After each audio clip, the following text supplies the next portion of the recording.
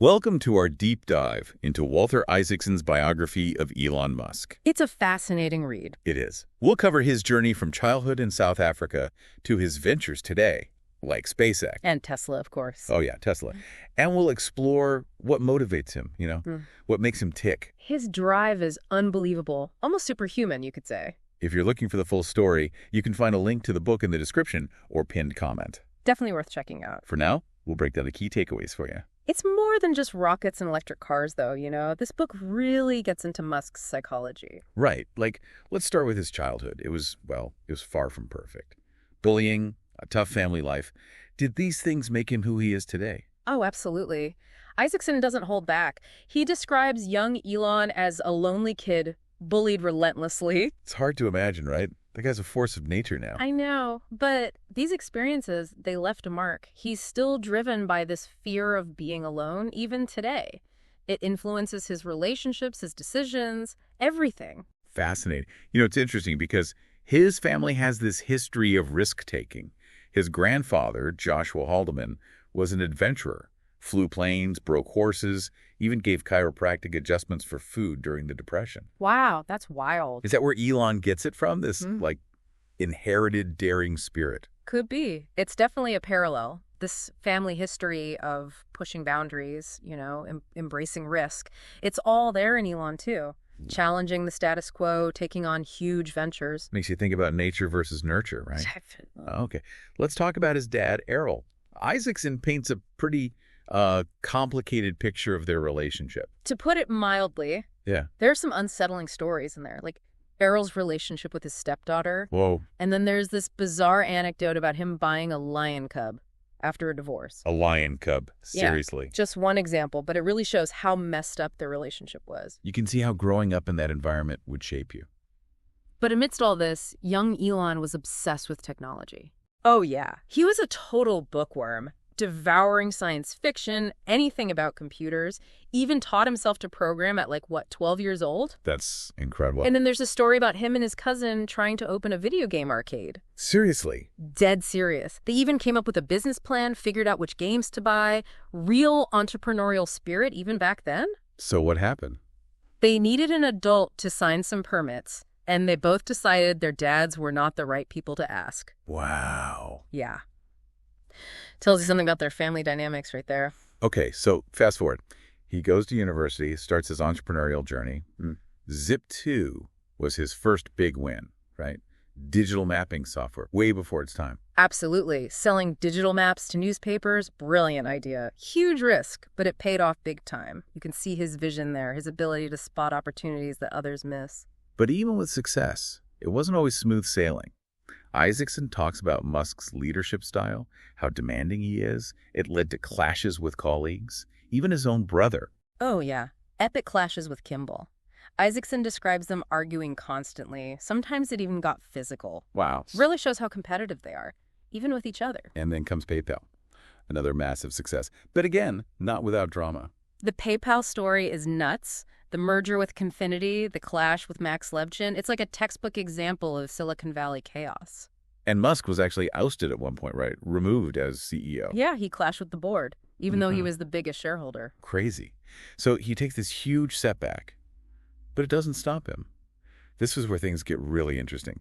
He uses the money from the PayPal sale to tackle space travel and electric cars. I know, right? He jumps headfirst into SpaceX, this crazy goal of making humanity multiplanetary. And at the same time, he invests in Tesla, which at the time seemed even crazier than private space travel. Electric cars were a tough sell back then. No kidding. People saw them as clunky and impractical. But Musk saw the potential, right? The need for a sustainable future. And he was willing to bet everything on this idea that everyone else thought would fail. And that's a recurring theme with him, isn't it? He sees a problem, a need, and he just attacked it, full force, even if it means taking on impossible challenges and going against the grain. That's Elon Musk for you. Welcome back to our deep dive into Walter Isaacson's biography of Elon Musk. All right, in part one, we talked about his childhood, his early successes with Zip2 and PayPal, and the launch of SpaceX and Tesla. Yeah, it was quite a ride. It was. But what really stuck with me were those little stories, those anecdotes that give you a glimpse into his personality. You mean the Elonisms? Exactly. The book's full of them. Like the time he almost punched his brother, Kimball, during an argument back in their Zip2 days. Oh, man. That story. They were yelling at each other. Things escalated, and Elon just... Lost it. Yeah. But it wasn't just a one-time thing. Isaacson describes other times they got into physical fights. It's like this intense, competitive energy is just part of who Elon is. But they're also incredibly close. When Elon was going through that rough patch in 2008, SpaceX failures, Tesla on the verge of bankruptcy. Yeah, rough time. Kimball dropped everything to be there for him. It's a complex relationship for sure. They can fight like crazy, but they also have each other's backs when it matters. And you see that dynamic in a lot of Elon's relationships. Totally. Okay, here's another Elonism that just blew my mind. Yeah. He buys this $1 million McLaren F1 supercar. A seriously cool car. And he totals it. Right. While driving with Peter Thiel. Wait, what? How? I don't know the details, but it's in the book. Oh. And get this, he didn't even have insurance on the car.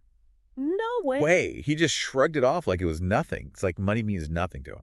Just a tool. Yeah, you see that in other stories too. Like when he bought that house for his dad and then things went south, he didn't seem to care about the financial loss. He was more upset about the emotional stuff. Right. It's like he compartmentalizes things in a way most people can't.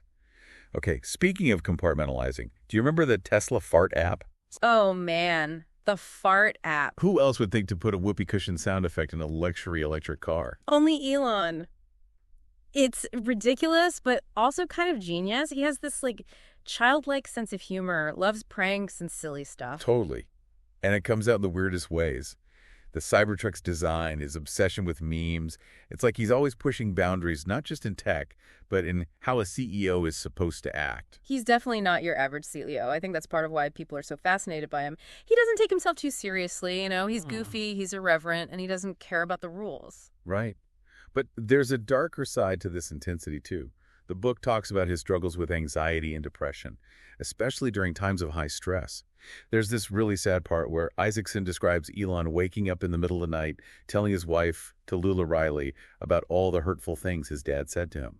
It's heartbreaking, all that success, and he's still carrying those wounds from his childhood. Makes you wonder if his drive, his need to achieve all these incredible things, is partly fueled by a need to escape that pain. Yeah, that's a big question the book raises. And then there are times when his intensity crosses the line, like his fight with Vernon Unsworth, the cave diver who helped rescue those Thai boys. Oh, man. That whole thing was a mess. Musk's accusations, his tweets. It was a reminder that his brilliance, his vision can be overshadowed by his recklessness, his inability to control his emotions sometimes. It's like he has these superpowers, right? This ability to focus, to achieve the impossible.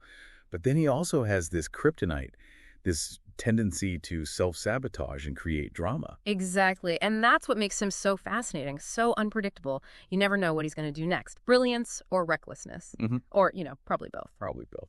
Okay, so we've talked about those Elonisms. But taking the step back, what are some of the bigger themes that come out of the book? One that stood out to me was his obsession with speed and efficiency. Oh, yeah. That's huge.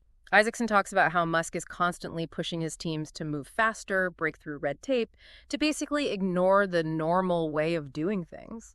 And it leads to some pretty amazing results, like when he was developing the Falcon 9 rocket, and he questioned the need for this expensive air cooling system for the payload bay. Right. It was going to cost millions. And he's like, why can't we just use a modified air conditioner, like the kind you'd have at home? And it worked. It did. He saved millions of dollars by just, thinking outside the box, questioning assumptions. That's first principles thinking. It's a core part of his approach to everything. First principles thinking. Break things down to their simplest form and then build from there. Exactly. And it's not just about saving money. It's about this belief that things can always be done better, faster, more efficiently. And you see it in everything he does. Like when he redesigned the Tesla factory in Fremont, he put the engineers' desks right next to the assembly line. Really? Yeah. He wanted them to see the impact of their designs immediately, to feel the pressure of keeping things moving. He hates waste and inefficiency. Wow. That's intense. It is. But this constant push for speed, it takes a toll. Yeah. The book talks about employees working crazy hours, burning out, sacrificing their personal lives. Yeah, there's a human cost to all that innovation. Makes you think about the trade-offs, achieving ambitious goals versus, having a life outside of work. It's a tough balance. Another theme Isaacson explores is this tension between Musk's grand vision, his goals for humanity, and his sometimes destructive behavior. It's like the central paradox of Elon Musk, right? He's capable of incredible things, but he's also prone to these impulsive decisions, reckless tweets, self-sabotage. It's true. And you see that tension in his personal life, too. He wants connection, intimacy, but he also pushes people away. He struggles with vulnerability. It's a complicated, often messy picture. Makes you wonder if someone like Elon Musk can ever be truly happy, or is he just destined to be this lonely, driven figure, always chasing the next impossible dream? That's a big question. The book definitely doesn't answer it. He seems driven by this deep fear of failure, this anxiety about the future. It's like he feels personally responsible for saving the world. Which is a lot of pressure for one person to carry. No kidding. Okay, one more theme before we wrap up. His approach to risk. It's different. Most CEOs try to minimize risk, play it safe. But Elon seems to embrace it. He does.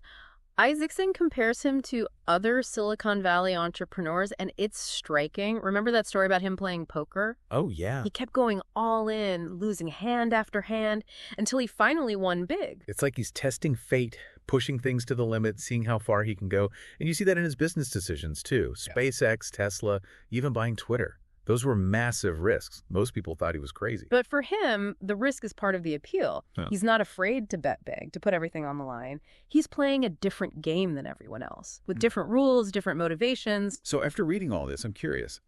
What do you think of Elon Musk? Is he a hero? A villain? A genius? A madman? Or is he, as Isaacson suggests, all of those things at once? It's a great question. What do you think? Welcome back to the final part of our deep dive into Elon Musk, as told by Walter Isaacson. It's been a wild ride, hasn't it? It really has. We've covered so much ground, his childhood, his leadership style, all those crazy Elonisms. But now I want to step back for a second. What's the big takeaway here? What does Elon Musk's story tell us about leadership, innovation, the future of humanity, all of that? That's the question Isaacson keeps circling back to. You know, he doesn't give you easy answers, but he definitely makes you think. One thing that struck me is how much impact one person can still have, even in today's world. Musk's a perfect example. He's disrupted so many industries, pushed the boundaries of what we thought was possible. I mean, who would have thought a private company could take on NASA? I know. It's crazy. And it shows that innovation often comes from people who think differently, who aren't afraid to challenge the status quo, to take big risks. But there's a flip side to that, right? Oh, yeah, definitely. The book doesn't shy away from the downsides. Yeah. The cost of all that ambition. Burned out employees, strained relationships, his own self-destructive tendencies. That's the tension, isn't it? You celebrate his achievements, but you also see the damage. It makes you question things. The ethics of pushing people so hard, the balance between ambition and, just being human. Right. Let's talk about the ethics for a minute. Musk's leadership style, it's effective, but it's also pretty brutal. The deadlines, the expectations, the demand for loyalty. How far is too far? When does it become harmful, even if you're working towards a noble goal? That's the question, isn't it? Where do you draw the line? Isaacson doesn't give a definitive answer, but he shows both sides, the good and the bad. And it's especially relevant with technology evolving so fast. Like, think about artificial intelligence. Which Musk himself has warned about. Exactly. Yeah. He started Neuralink to develop brain-computer interfaces, but he's also terrified of AI going rogue. It's like he's racing against the clock, trying to solve humanity's problems before our own technology destroys us. And those are some pretty big stakes. I mean, where are we headed? A utopian future with interplanetary travel and clean energy? Or are we going to self-destruct? Big questions. And this book makes you confront them head on. It's not just a biography, it's a reflection on what it means to be human in this crazy technological age. Totally. Well, before I forget, there's one more Elonism I wanted to share. It's from the part about developing Starship, the new SpaceX spacecraft. They're discussing how to get to Mars, all the challenges, and Musk just says, my fucking brain is hurting. I'm trying to figure out how we get humanity to Mars with all this bullshit. Classic Elon. Right. You can just picture him, frustrated, overwhelmed, but still determined to make it happen. That's what makes him so compelling, even when he's driving everyone crazy. He reminds us that progress takes more than just ideas. It takes grit, resilience, a willingness to never give up. Absolutely. So after going through this whole biography, what's your final verdict on Elon Musk? Honestly, he's a walking contradiction. Brilliant, visionary, but also impulsive, abrasive, sometimes even destructive. He makes you think about what it means to be a leader, the role of technology, the future of humanity. The book ends with him still going strong, still chasing those crazy dreams. I'm honestly not sure what legacy he'll leave behind, but it's going to be huge. No doubt about that. Yeah. And if you want to dive deeper into Elon's story, you can find a link to the full book in the description or pinned comment. It's a wild ride, but well worth the journey. Absolutely. And that's a wrap for our deep dive into Elon Musk. Thanks for joining us, and we'll see you next time.